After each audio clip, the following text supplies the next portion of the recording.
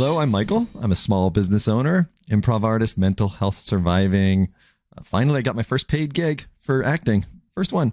And as always, I'm very, very neurotic.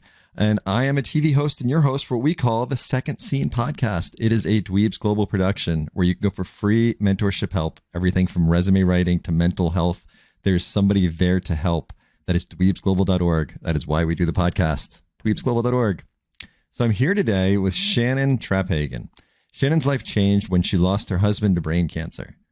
Shannon had previously gotten her master's degree in social work, working with kids, the disabled, and in the family courts for over 10 years.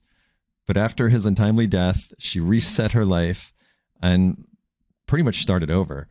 She now has an ongoing fundraiser called Traphagen's Trail for Brain Cancer. She is the host of a podcast interviewing people that are going through what she has been through, what she's still going through, interviewing doctors, patients, loved ones. It's an amazing podcast, so please check that out.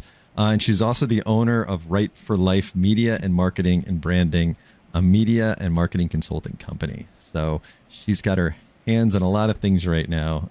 And so happy to have her here. So welcome, Shannon. Thank you. It's great to be here. You've been through a lot in life, and really a lot of big changes came to your life when your husband passed away, correct? Yeah, exactly. Yeah, So how long ago was this? So Mike passed away just over 2 years ago now. His name was Michael. And Okay. he was, before he even got sick, we had a pretty fairly standard fairy tale, white picket fence love story.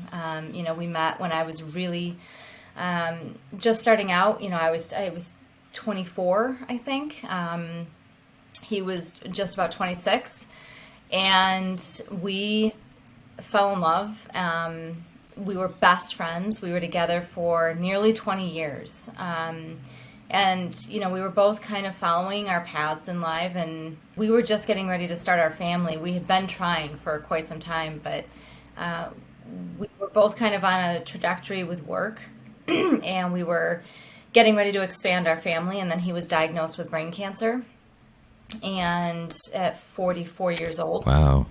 So fairly young, and So young. yeah, Yeah. very young. And within 14 months, he passed away. So when just after he turned 45, he passed away. Wow. Were there any signs coming up to it? Like what was the reason even for the diagnosis? It's funny because we get asked that question a lot, and every time I have a patient as a guest on my show, I will ask them what their symptoms were, because we'll see such a wide array and variation of what people experience going into their diagnosis. And he didn't really have a lot of outward symptoms that you could visibly see. It's not like he had loss of vision or extreme vertigo or loss of feeling in a limb or losing his eyesight or seizures or, extreme painful headaches. There was nothing like that. So it was really just a couple of weeks, maybe 2.5 weeks prior to us going into the ER. He was dealing with some extreme brain fog, anxiety type brain fog, where he just was feeling really anxious that was beyond the normal. And at first we just thought, okay, we have a lot going on. We're getting ready to adopt a baby. We're doing a lot of renovations to the house. Both of our careers are kind of on this upward trajectory, and we have some changes going on there. And so I just thought that's what it was. Right. So it's all expected that you're going to be it's expected to be out of sorts, and your mind's not doing the right And things. that's what I thought. Yeah, And he I'm even looking said, for more. yeah, he even said that. He was talking and conversating completely normally. He said, I feel like, I worry about being a dad and, finances and all of the normal things that would lead you to believe that it's just anxiety. We're in a major kind of flux and change in our lives right now with expanding our family. And so, I would periodically check in with him, but I really thought that that's just what it was. And it wasn't until the weekend that we went in to the ER, I had him sit down because he just wasn't, he said he was feeling out of sorts. He couldn't explain it, couldn't put his finger on Mm-hmm. it, but he just felt off. And it was the anxiety again, and it just kind of kept coming around. And so I said, okay, why don't we just go into the doctor? We'll go in Monday morning. I think it was Sunday afternoon. And I said, we'll go in tomorrow. Why don't you sit down, write down the symptoms, what you've been feeling, the tiredness, the fatigue, the anxiety. Just write stuff down, and we'll go in together. Screw work. We'll, Mm-hmm. we'll work around it. We'll go in to the doctors first, and then we'll get on with our day. Yeah. And so he started writing down the symptoms, and literally out of nowhere started struggling to write the letter C. And it took a second, and Oh, it was wow. like he couldn't figure out how to formulate the letter. And that's when it dawned on me. I was like, okay, obviously something else is going on, but I thought it was like a mini stroke. I really thought that it was just something that, okay, something's going on, but we have to get him looked at. So we went into the emergency room. We went into the ER. Mm-hmm.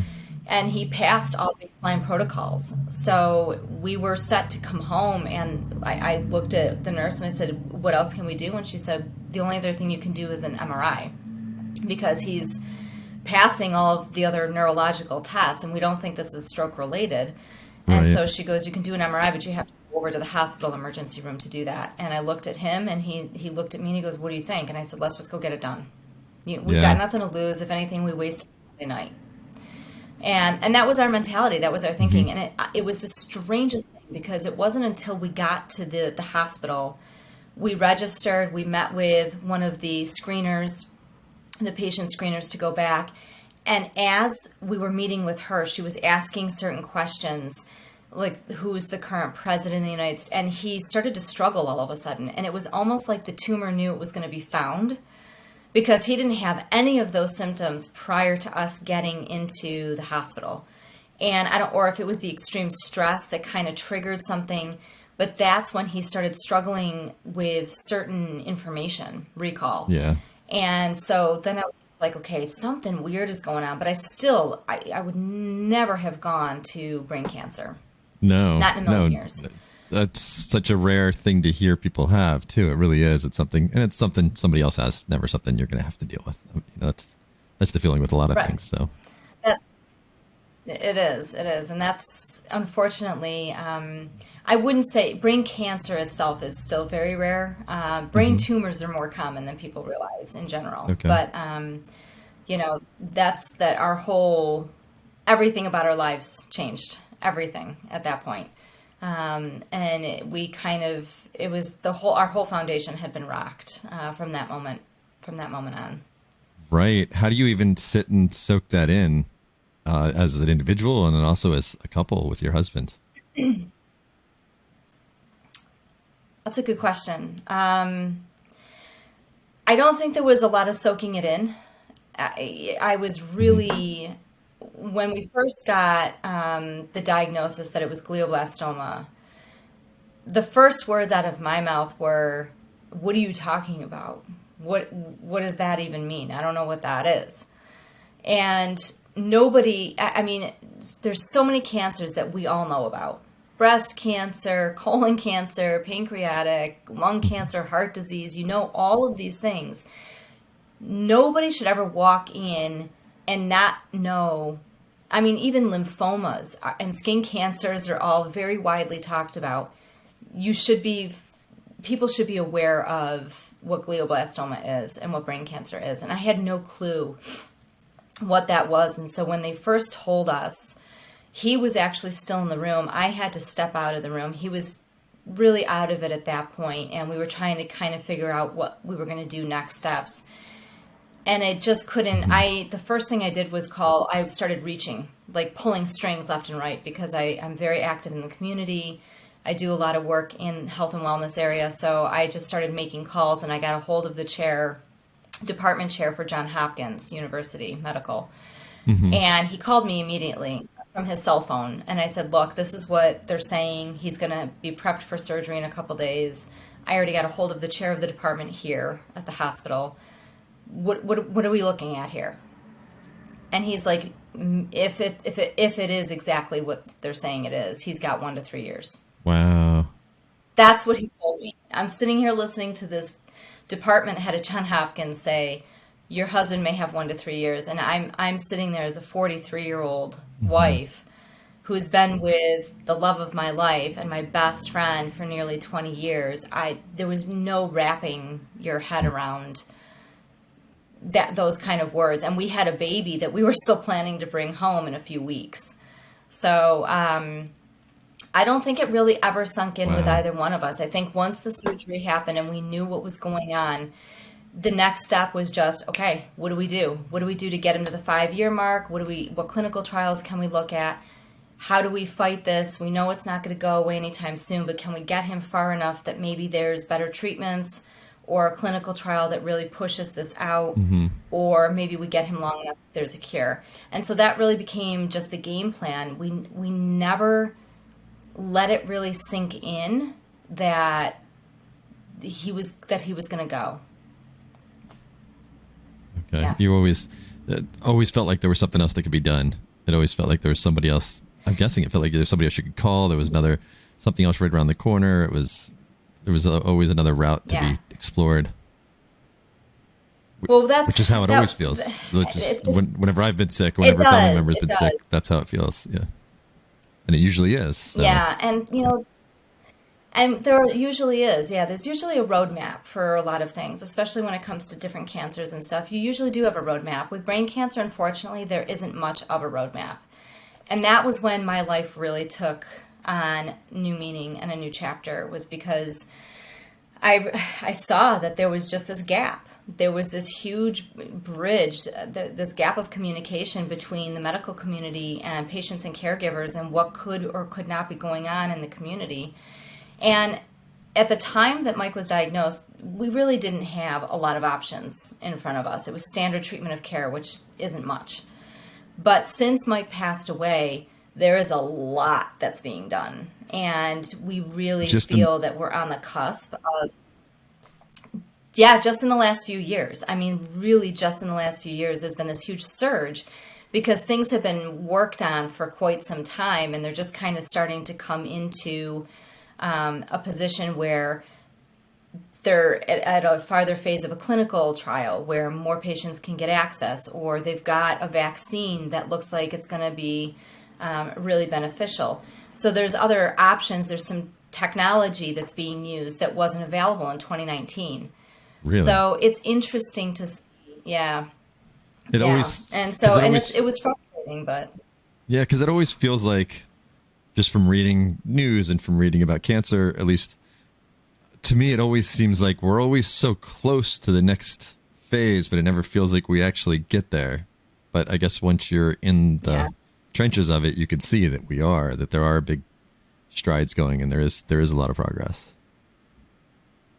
There is. And, the one thing I have to say is, I never expected the primary portion of my work to be in brain cancer advocacy, grief and loss, and public speaking. I mean, I never really I never would have expected myself to kind of be in that direction career-wise. But the more that I've learned and the more that I talk to doctors and scientists and clinical researchers, the more I understand their passion is just as intense as the caregivers, maybe more so than in other areas. And I don't say that to dismiss anything, that other people are doing in various cancer fields. But brain cancer is one of those areas where it is so frustrating because there is very limited options and there is no cure. And the mortality rate is extremely high.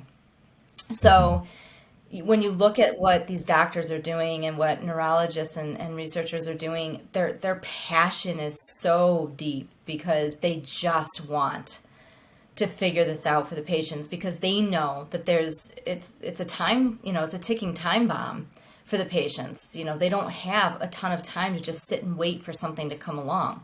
So there's this urgency that's really kind of crept up, and we seem to have lit a fire in the last few years underneath this conversation. And And even though I've gone through what I've gone through, it's exciting to see so much passion that is starting to kind of rise in the area of brain cancer and brain tumors.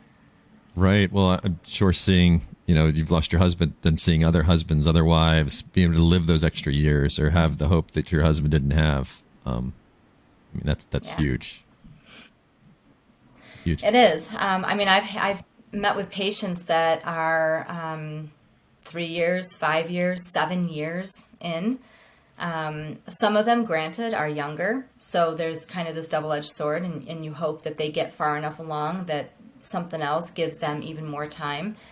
But there really is, you can see this drive even among patients and families, and the resources that are just starting to come out, and it's great to see. It is hard at times because you wish that that was available for Mike, and Right. for him to kind of have that extension. But for whatever reason, I was put on this path that I've been put on, and I was meant to go through these multiple losses, and it's kind of landed me in this new area, which I'm still figuring out as I go. I'm sure. I mean, it's still all happened so fast. You've got to still be exiting or still going through the clouds of it and the fog of it. I guess there's no way you couldn't be. It's only been a couple of years. Yeah, it is. I'm definitely in a place now that I wasn't when he first died. And it's interesting because, like my sisters-in-law, they lost their brother. My parents-in-law lost their only son. My parents lost their son-in-law. So we're all affected in some way when somebody close to us dies. And I think the hardest part is, how do you honor them and try to live your best life for them? And that becomes the challenge. And I think that's where my life has really shifted. I mean, before Mike got sick, I was an associate publisher for Health and Wellness magazine. I was writing, for freelance clients, and I was authoring my first fiction novel. My goal was to be a fiction writer forever and ever and ever. That was what I wanted to do.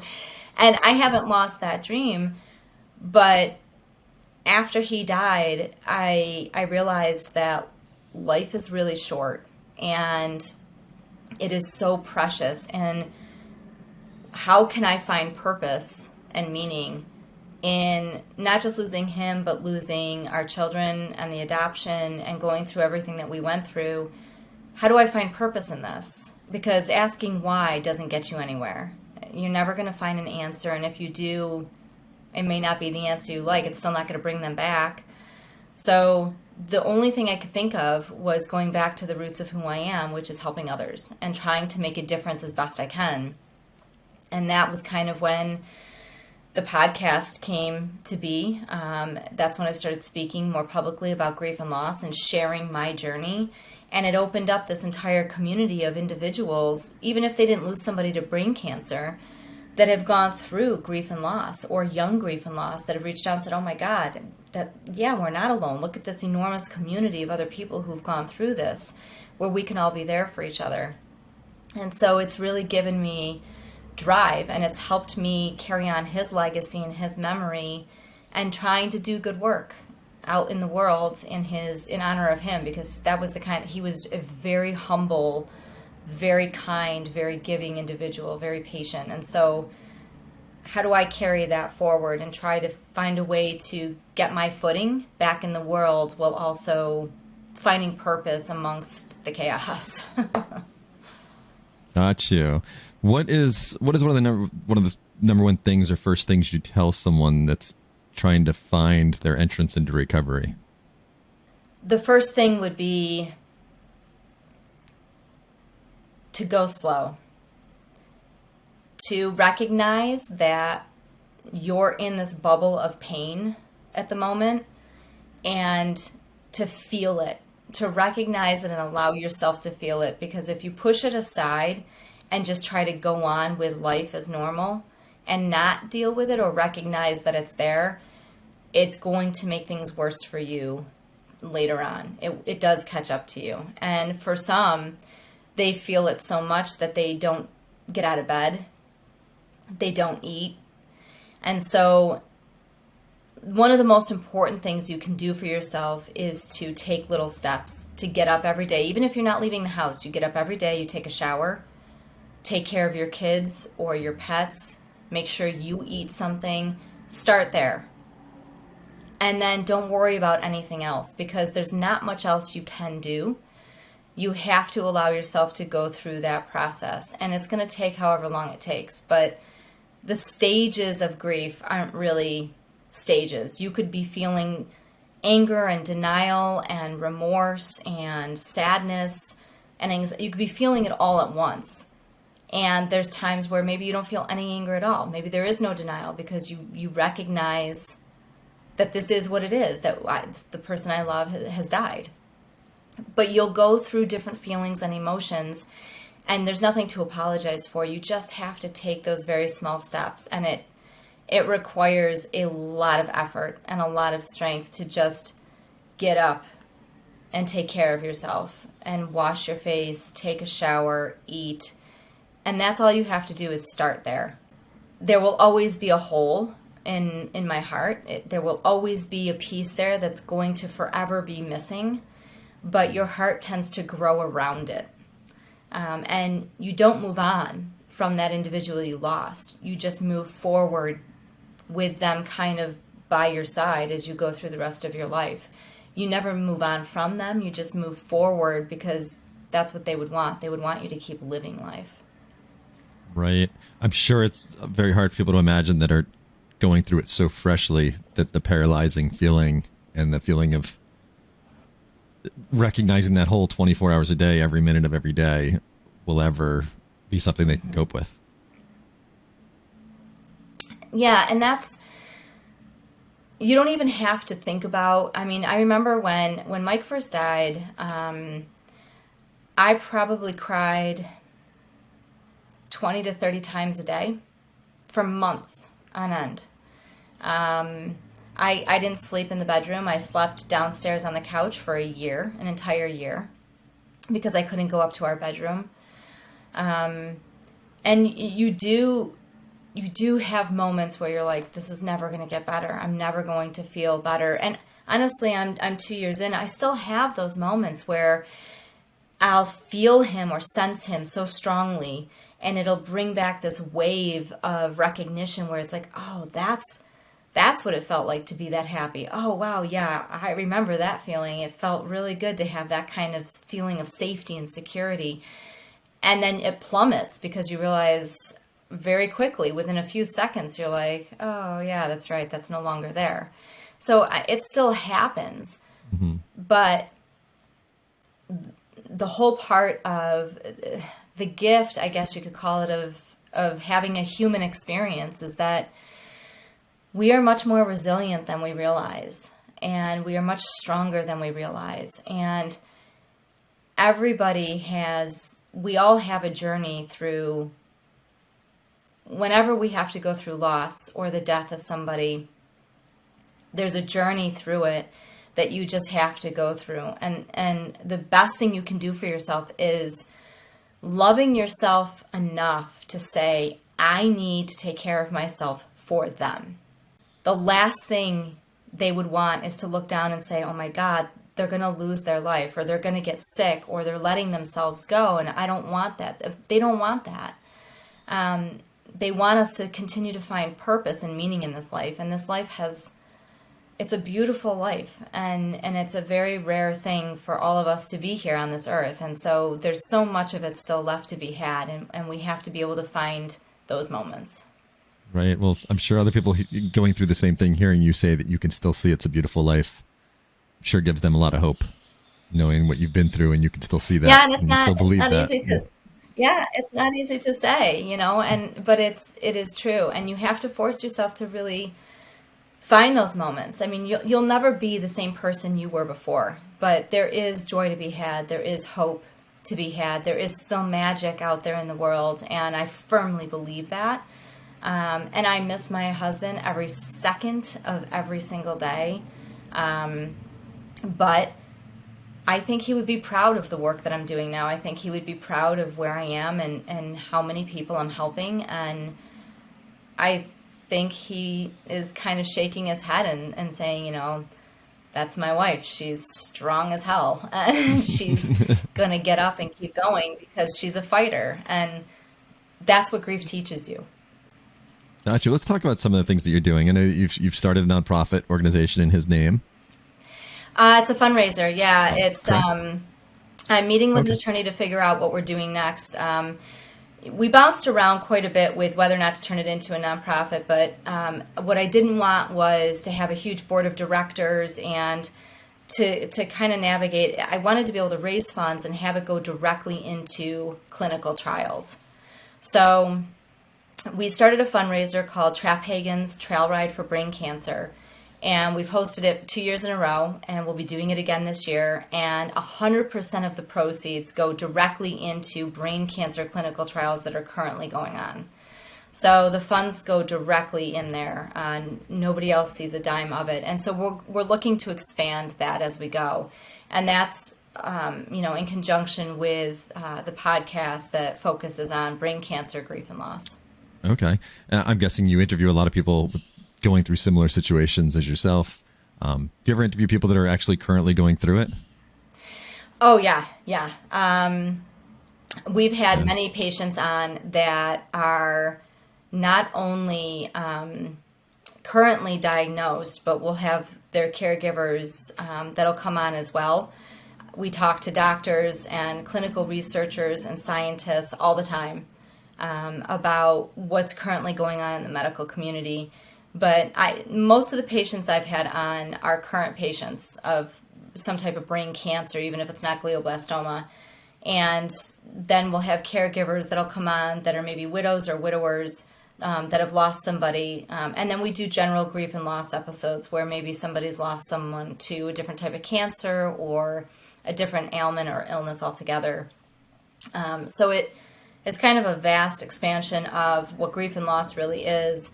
But then within the brain cancer community, we really are talking to people that are in the midst of this journey right now and what they're doing to stay hopeful and to stay strong and to kind of shed light on how to navigate going through this journey, because it is a difficult road.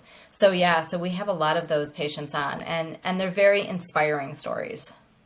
Okay. So you also, you're a book author, and then you also have a life media and marketing and branding company. Yeah. Correct?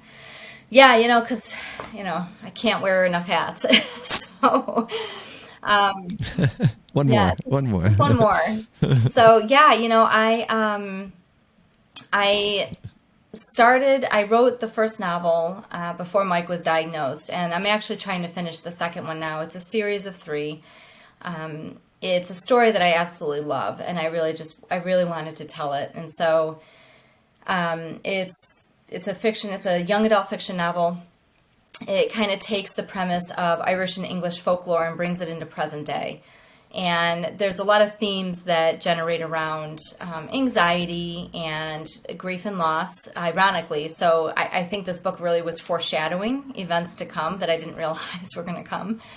But it does touch on to real world themes, but it takes it and puts it in a fictional sense so that, people that are reading it can feel inspired and feel strong and kind of escape, the reality of what they might be going through. And it's a fun book.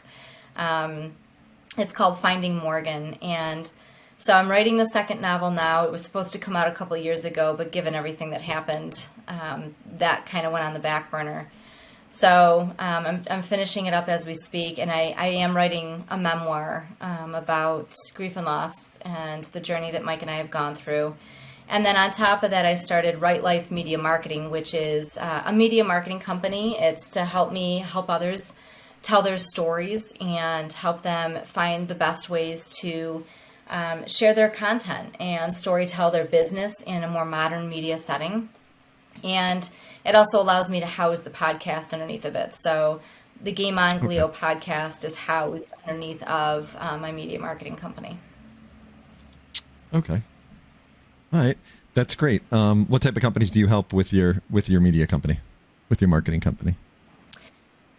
Anybody who really needs it, I love to stay in the health and wellness arena. I work with a mental health agency. I'm working with them now.